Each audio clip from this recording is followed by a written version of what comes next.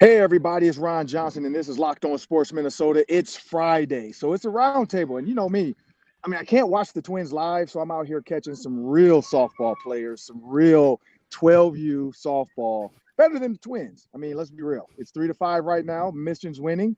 But this is what I have to say about this. We have to get locked in because I know everybody saw the headline. We're going to talk about that today. Everybody saw Kirk Cousins got arrested. No, he didn't get arrested, but we all know what's going on in the media right now. So let's get locked in on these topics. What you got for us, Reggie? Yeah, so the Mavs, they're getting whooped by the Celtics right now in the finals, and this thing might end tonight. The question is, or worse, about what the Wolves were able to do against the Mavs. And the Twins are up and down. They're riding the roller coaster. Are they a serious team? And what, if any, are their strengths that can, make them a serious team? We'll get into that. And the Vikings, now that we've got 6 weeks before training camp, where do we gauge the hype is for this team? We'll talk about it. And I'll bury the lead, but hey, you already know the deal. The Falcons got caught. I hope it goes to like arbitration. I hope the Vikings can get something out of this. But Kirk Cousins is an honest guy. He told the truth, and it bit him in the butt. But I'm Ron Johnson. We got Reggie Wilson joining us from Care 11. We got Julia Daniels from Care 11 as well. We got Sam Ekstrom, the producer that does it all. And I want everybody to know today's episode is brought to you by Game Time. Just download the Game Time app and just go on there. Code is locked on. So that's Game Time app. Just code locked on for $20 off your first purchase. You can't go to a Timberwolves game anymore, but there's a ton. Trust me, there's a ton of Twins games. One of our teams just used the Game Time app because I told them about it, and they went to the Yankees Kansas City Royals game last night. Last minute tickets, and they ended up in section 100. So it works, people, and it's worth it. So make sure you guys check out the Game Time app. Download it on any app market that you use. But let's jump into this show. Reggie, Julia, Sam, are you ready? Yes. All right, yes. I got something for you. So Falcons tampering, we all know what happened.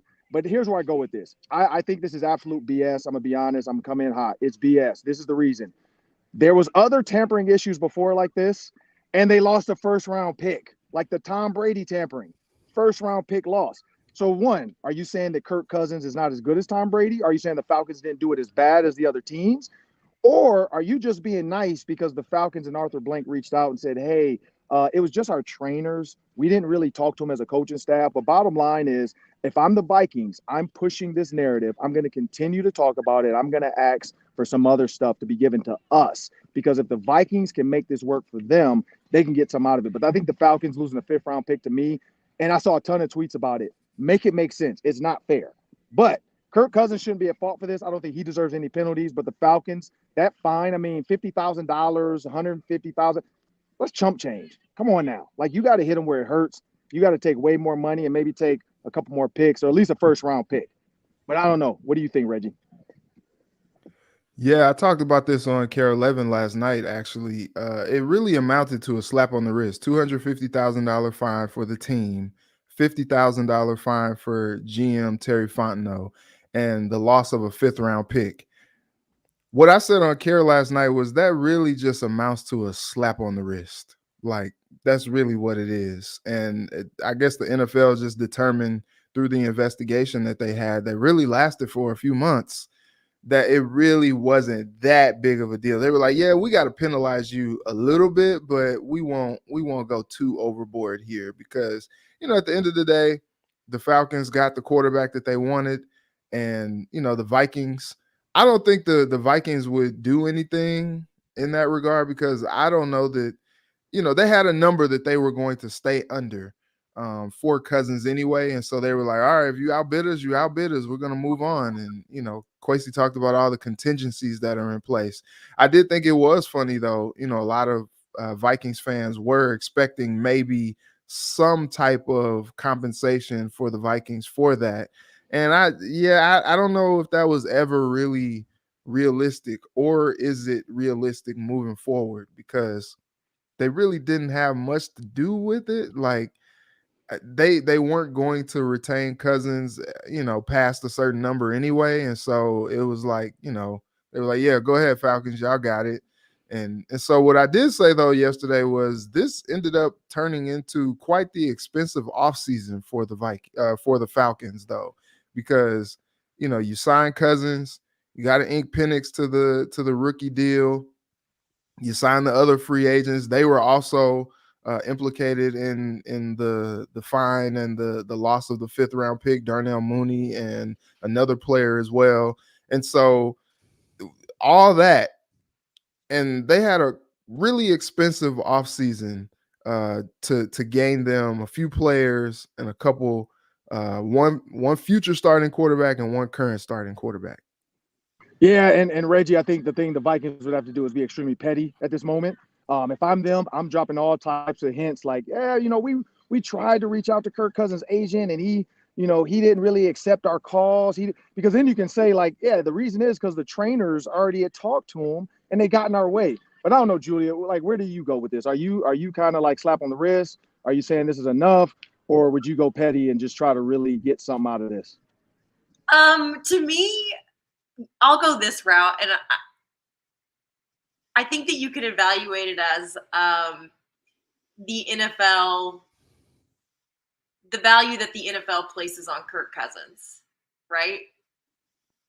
And I think honestly, I do. I mean, probably some flags were raised when the Falcons were really the only, he's technically one of the top quarterbacks in free agency, and then really it's only the Falcons that he's talking to, and this, that, and the other, and that's what's going around. But to only take a 5th round pick and then only fine $250,000 and then $50,000 to GM, what does that say about what the NFL thinks about what you've done with picking up a quarterback? I think that is something to be considered as well. It's like, okay, what does the NFL really think about what the Falcons have done with their free agency and who they've signed? So I think that's one way to think about it. I think, with a huge contract like what they've given him, it doesn't really balance out. It doesn't make a whole lot of sense. JT, our photog in the sports department, we were sitting next to each other when we saw it on Twitter, and we were like, oh, wow, that's like pocket change to these organizations, right?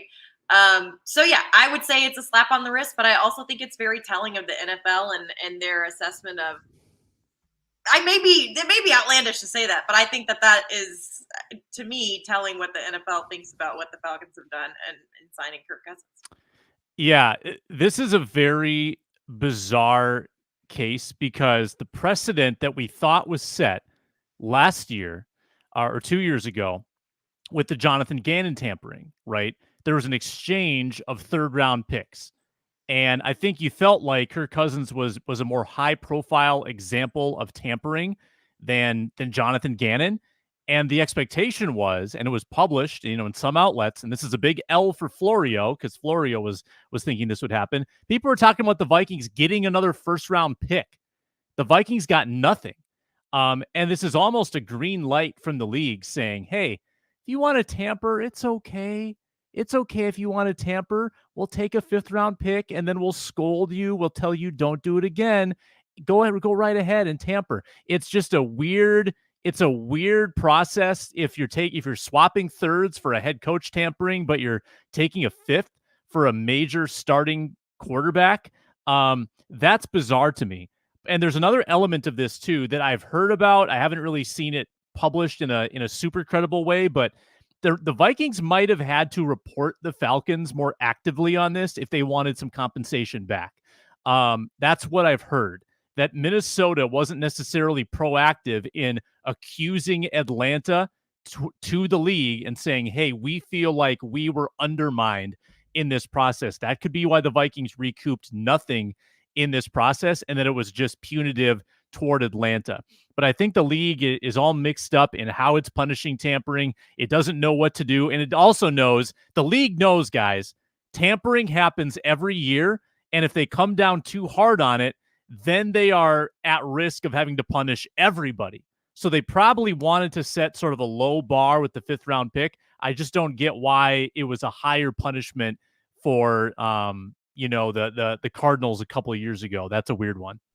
I think it was the Dolphins too, if I'm not mistaken. I think the Dolphins were the most recent one. The Dolphins gave up a 1st round pick. For tampering with Peyton and Brady. Yep. Yeah, and so that's the crazy thing. Yeah, you're right. I agree, Julia. Man, maybe that is the league saying, yeah, nobody cares about Kirk Cousins. It's not that big of a deal.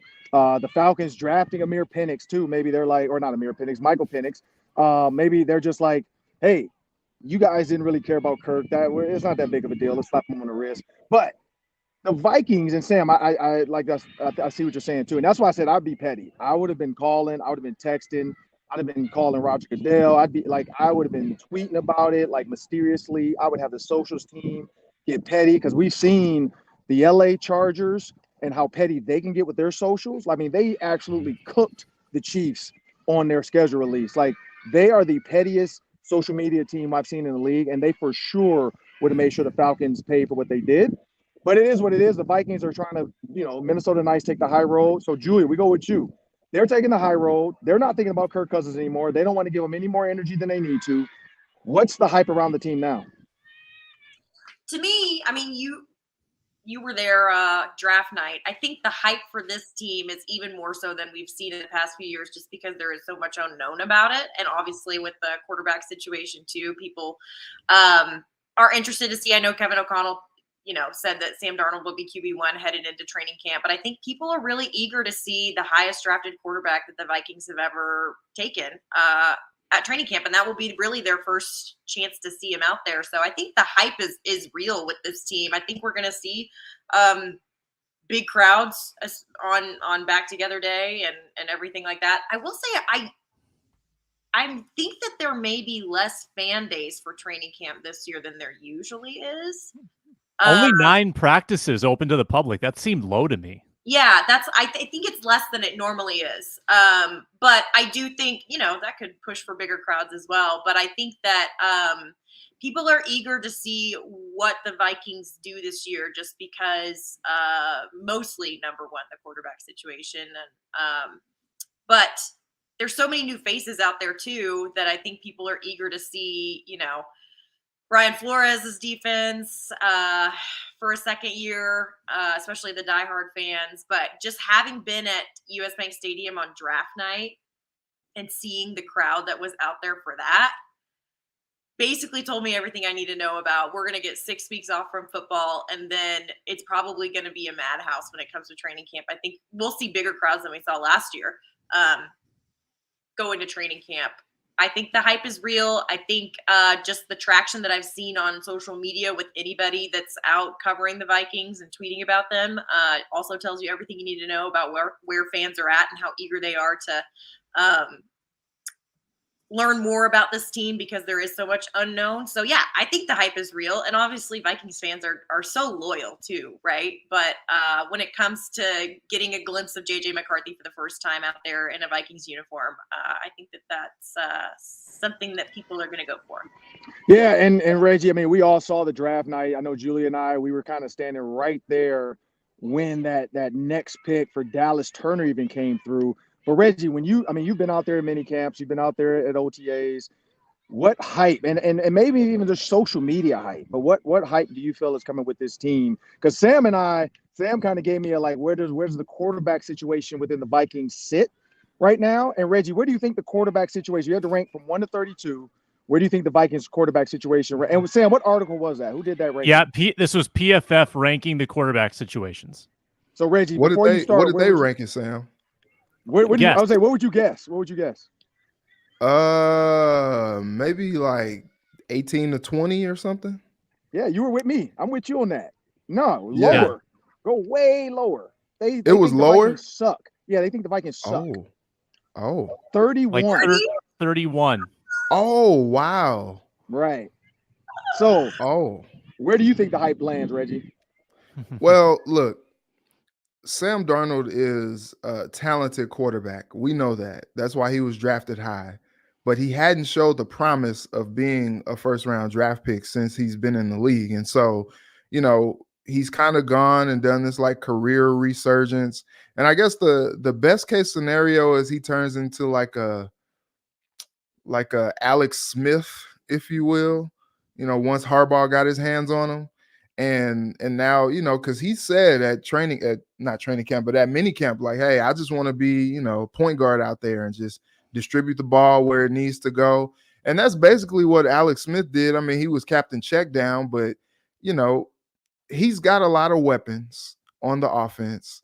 And really his job is easy. Like, just don't put the ball in the defender's hands, put the ball in your guys' very capable hands. And so I think that's going to be the intrigue. I know Julia was there with JJ McCarthy earlier this week, and he talked about how he's going to stay in Minnesota and just put the work in. And it's going to be interesting. I think that really brings the hype to me, is the quarterback situation. They haven't had a quarterback competition in a long time here in Minnesota. And that's going to be something that is going to continue to play itself out throughout the summer when training camp starts up. And it's going to be interesting to see, like, through training camp, does Sam Darnold hold on to this job and enter week one as QB1, or can McCarthy be on his heels a little bit, or will Nick Mullins step? I don't know. I won't go there, but will McCarthy kind of be on his heels and make a case that he should start week one? And so I'm interested to see how all of that plays out. And also, for as much as this team has kind of stayed the same in a lot of different facets, there's a lot of newness to this team as well.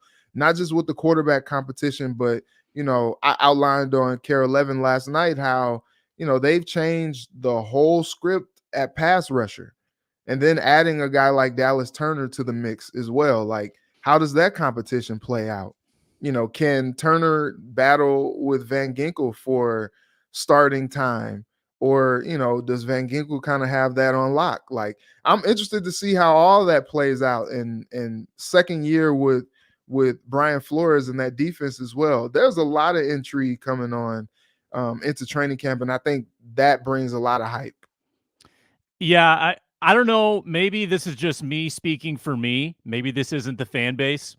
I kind of feel like it's wait and see mode, because you're not seeing a lot of people talking themselves into a Super Bowl run with this quarterback situation. It's very unrealistic that that's the case.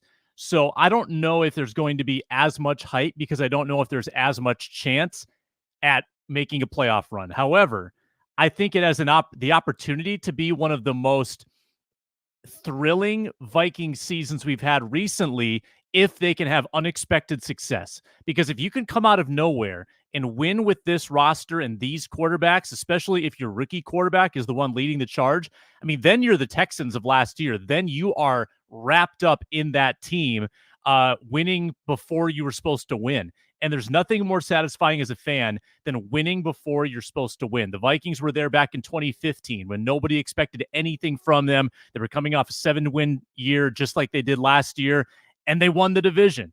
And they did it with Teddy Bridgewater, a young quarterback. And if they can do that somehow this year, kind of out of nowhere as the underdogs in the NFC North, the hype would be off the charts for this team, knowing what they have ahead with legitimate Super Bowl window coming up in 2025, 26, a bunch of cap space. That would really get the hype train on the tracks, and it would be rolling nonstop, I think, for the next couple of years.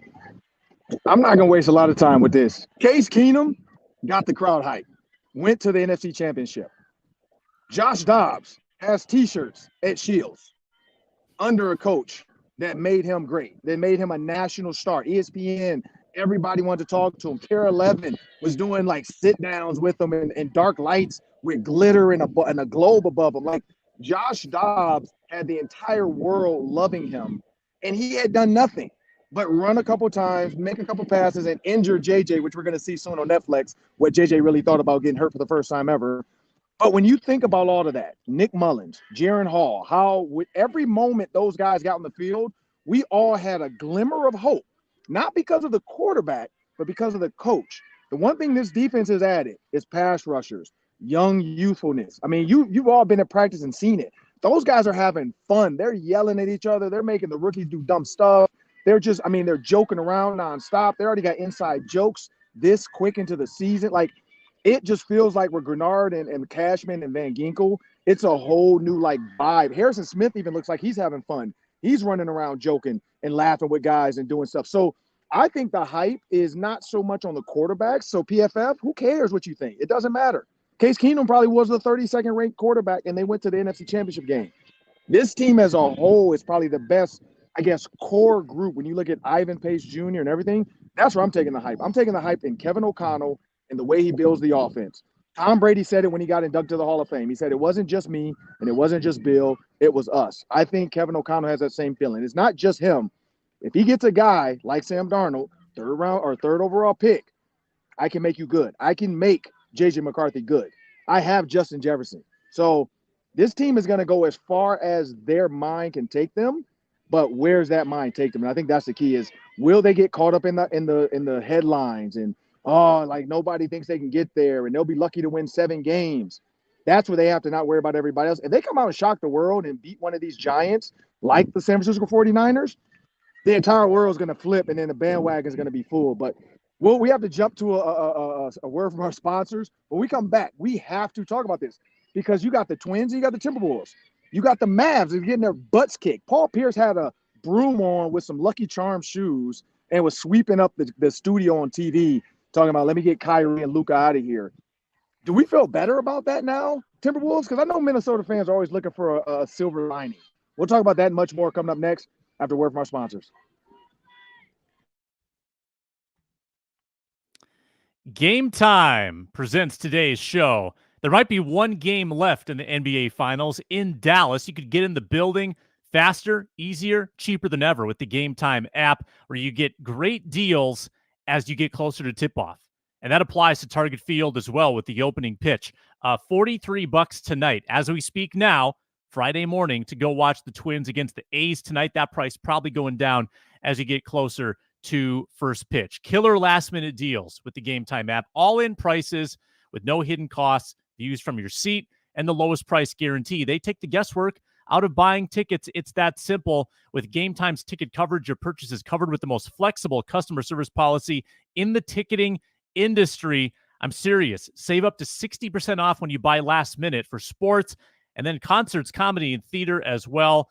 With the Game Time app. Download it today. Create an account. Use code LOCKEDONCollege. That's LOCKEDONCollege for $20 off your first purchase. Terms apply. Again, create an account. Redeem code LOCKEDONCollege for $20 off your first purchase. Download Game Time today. Last minute tickets. Lowest price guaranteed.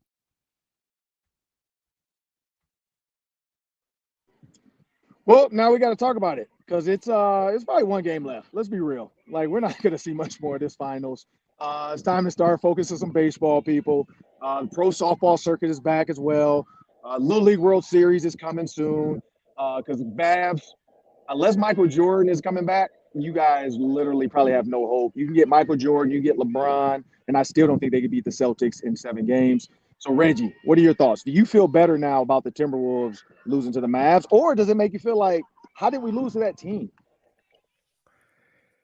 Well, okay. So if you're a Timberwolves fan, I don't know that you feel that great because what this Celtics team is doing is ridiculous. You just kind of think about it. You're like, okay, we're going to stop Tatum.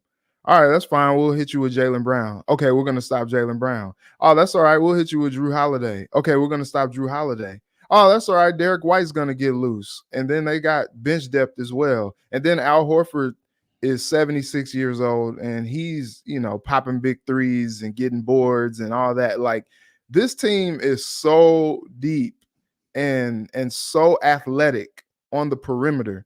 I think that they would have given the Wolves problems. I think the problem that we saw with the Timberwolves in the Western Conference Finals is, man, the perimeter defense was tough.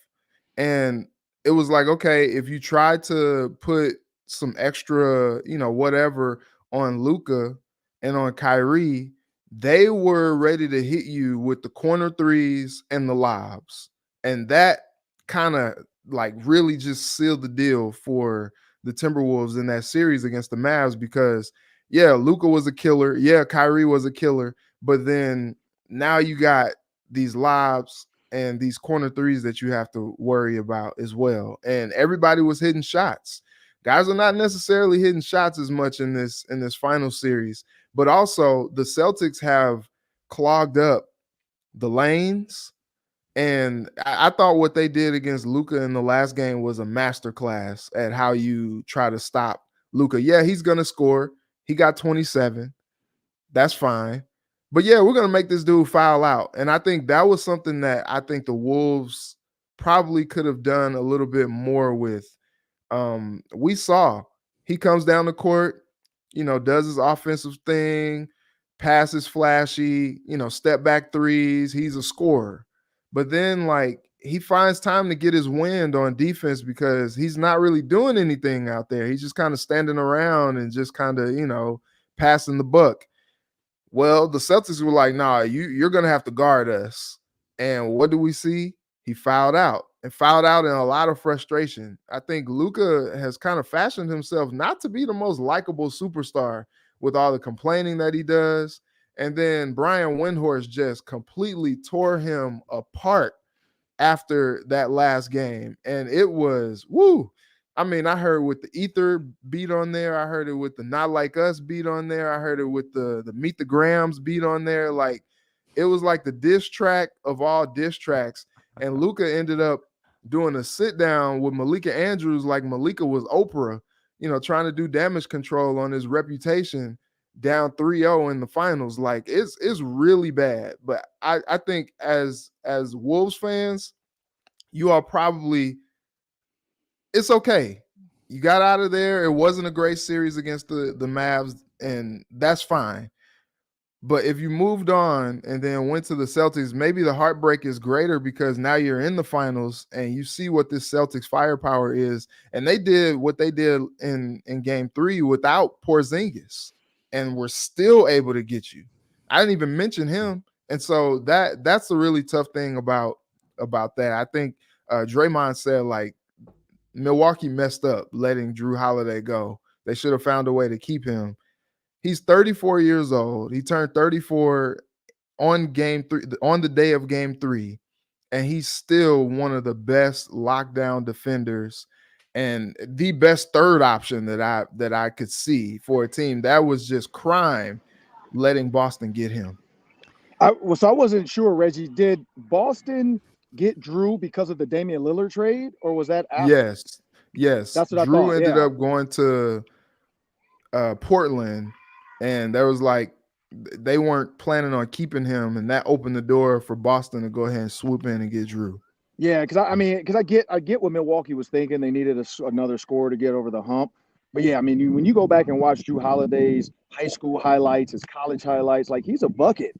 And I think they misunderstood or they took for granted how good of a defender he is as well. Like, he's a guy that's not afraid to put his body on somebody. But Julie, are you taking the moral victory, or are you thinking there's no, like, what are your thoughts on this? The Mavs are getting crushed. Timberwolves should be in the finals. Would the Timberwolves have even had a chance to get the Celtics? I guess that's another question. Well, when it comes to how the Timberwolves should feel right now, to me, my thinking is you should always want to lose to the winner of it all, right? Because then your losses look better, right? So to me, it's a little embarrassing for Wolves, especially if the Mavs get swept. I do think that the Mavs look different here. I think that Boston's been able to exploit a lot of things out of them, but I think most of all, they've been able to exploit the emotions out of them too. The frustration that you saw, especially in game 3. With Luka, obviously, people talk about his flops and this, that, and the other, but game 3 was pretty embarrassing for him, especially on that 6th foul. PJ Washington's complaining about some offensive foul or something like that, and the Celtics are already down court scoring on you by the time you're done complaining. So I think that that's something that they have to get in check tonight. Otherwise, they are going to get swept. I also think the way that the Celtics have been shooting threes, I think they have almost double the amount of threes in this series than the Mavs. The math says that 3 is larger than 2.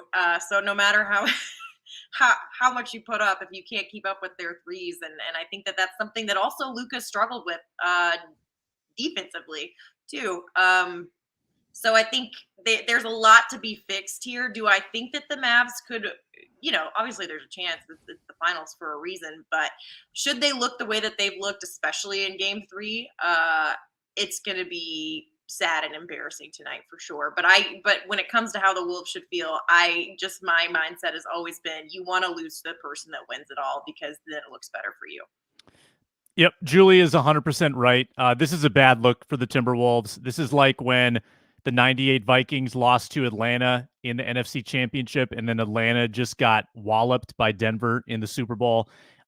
You'd much rather have it where, like the Vikings in 17, lose to the Eagles in the NFC Championship, then the Eagles go beat the Patriots. Okay, they must have been the best team. They must have been the team of destiny. The Mavericks look so feeble at times in this series. I know they almost came back in the fourth quarter, but they were down 21 points at home in game 3. They all of their weaknesses have been exploited, and somehow the Wolves couldn't do it. They couldn't make Luka work and pick up like 2 fouls, let alone 6.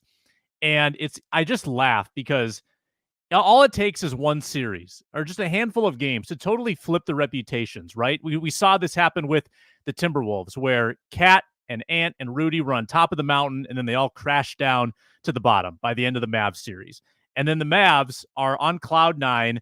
Luka's trying to drink a beer in the locker room after, beating the Timberwolves in 5. Suddenly, Luka is the most maligned athlete on earth, right? After 3 games of the NBA Finals. It's unbelievable how fast we turn these things. But the Timberwolves played the Celtics so well in the regular season that I'm just inclined to think they would have held up a little better because they can defend so much better across the board than Dallas can. I would have loved to see them try at least and try to get a couple games from the Celtics. I think they would have had a chance to do so.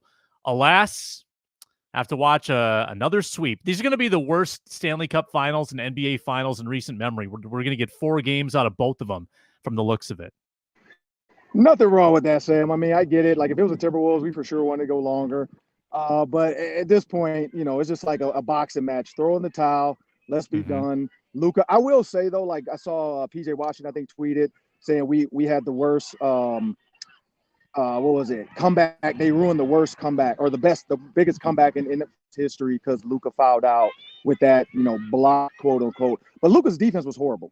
Let's be real. Like a lot of that stretch, his defense was horrible. He didn't look like he cared.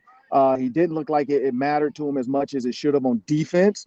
And then you could tell when he went out, Kyrie kind of took over, which felt like maybe Kyrie should have took over sooner when Luka was still in the game. And I think that's the problem with those two scores. Eventually, it always comes down to that, and Kyrie's deferring. But I think the Timberwolves, honestly, like I saw somebody say this, certain teams match up better with certain teams. Like the Timberwolves match up better with this team. The Celtics match up better with this team. Yes.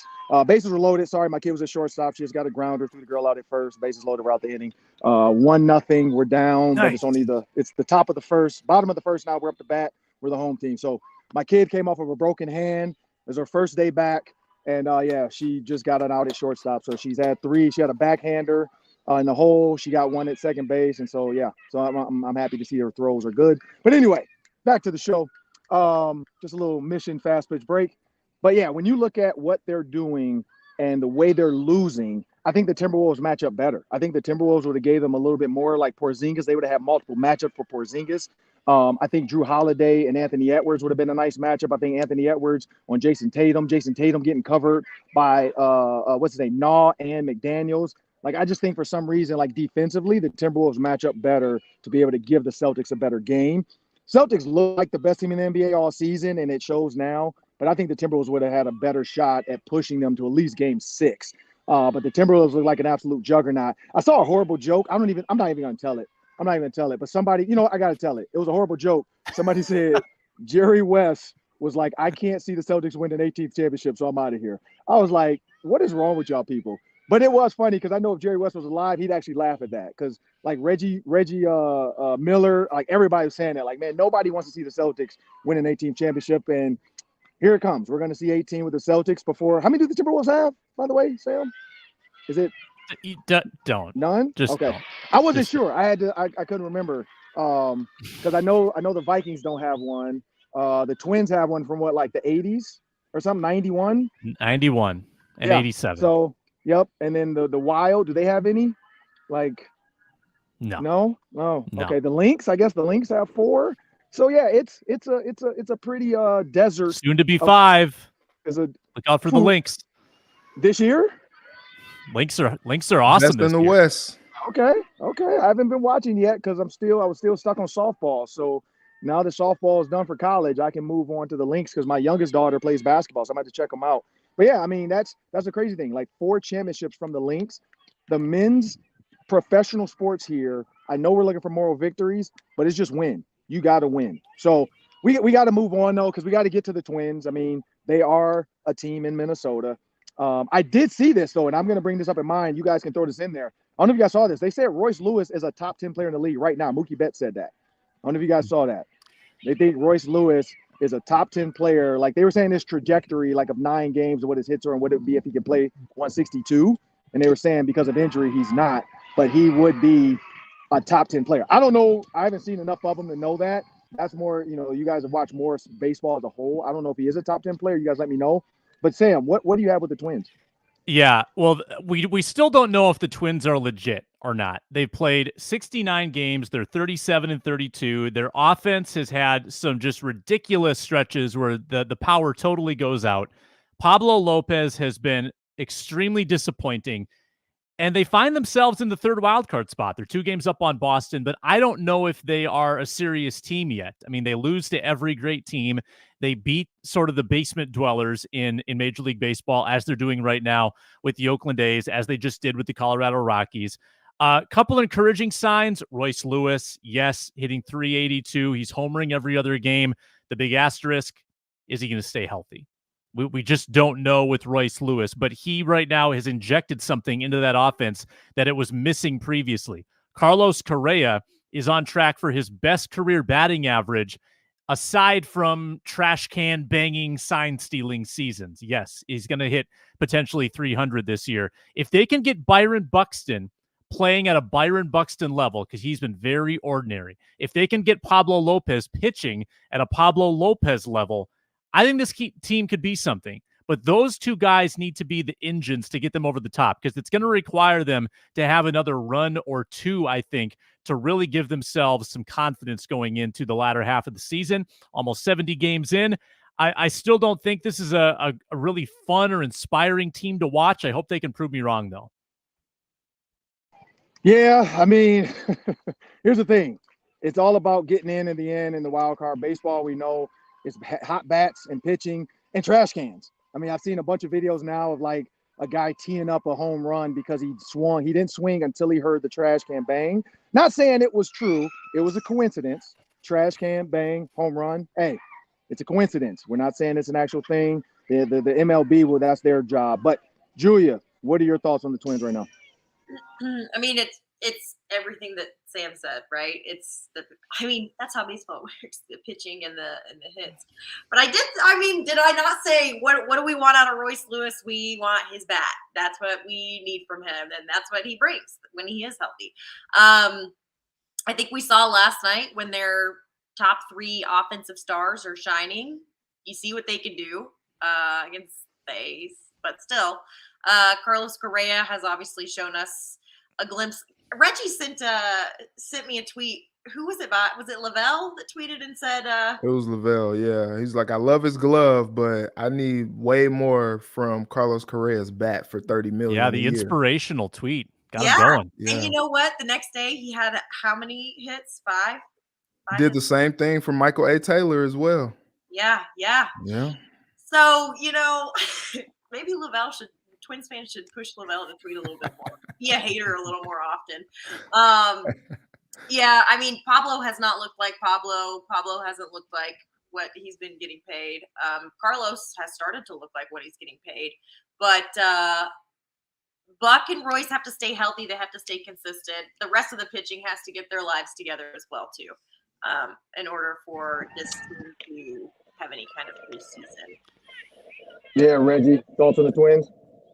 Yeah, really is nothing more to add than they did. We need to see much more consistent pitching, and we need to see a consistently healthy Royce Lewis. Like we have seen, I mentioned that yesterday on Care 11 that he was mentioned as a top 10 player in the league. And I think he very well has the tools to be that, but we just haven't seen it. Like they projected his stats over a 162, and I'm just like, that's not really fair, because like it just hasn't happened yet. So like, yeah, the projection is cool, but like I would love to see if he could just stay healthy for the rest of this season and be available. Like that would be a plus for the Twins, and I think that would help them. But they need some more consistency, and they got to start beating some of these teams that are actually good. Yeah, I mean, that's the key. It's beating the teams that are good. I mean, you see some of the lineups and the matchups. That's the problem with baseball, though. And Julia, I mean, you said it too. It's pitching and hitting. Like, it has to go together. Like, you could have a really good pitcher. He could be dueling. But if your hitters aren't hitting, eventually somebody's gonna break that seal.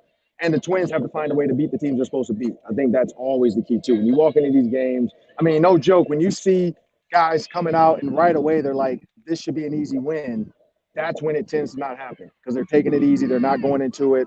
Whereas some teams are just killers. Some teams come out every game and they just want to kill you.